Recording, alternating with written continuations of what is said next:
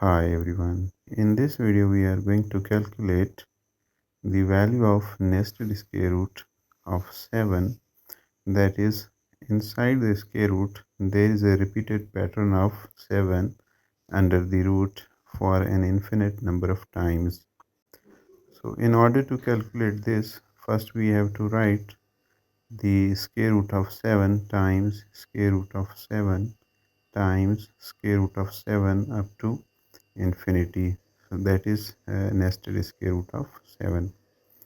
Converting the square roots into the exponents. So first square root of 7 is 1 by 2 times second square root of 7 times 1 by 2, that is 1 by 4, and third square root gives an exponent of 1 over 8.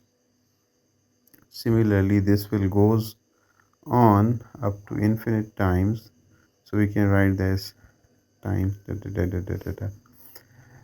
Since bases are same, so their powers may be added, exponents will be added, so that our new value is 7 to the exponent 1 by 2 plus 1 over 4 plus 1 over 8 up to infinite. Since there is a series appearing in the exponent of 7, we can write this series as 1 over 2 plus 1 over 4 plus 1 over 8 up to so on, which is basically a geometric sequence or series whose terms are infinite, and the formula for summing the infinite terms of a geometric sequence is first term a over 1 minus common ratio r.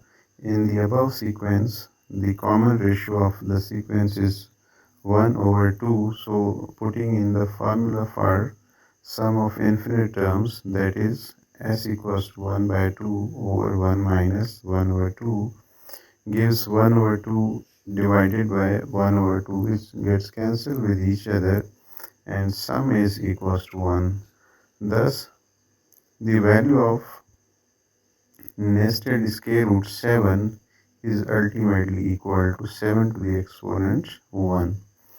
So this is the required value. Thanks for watching this video. Hope to see you in the next one.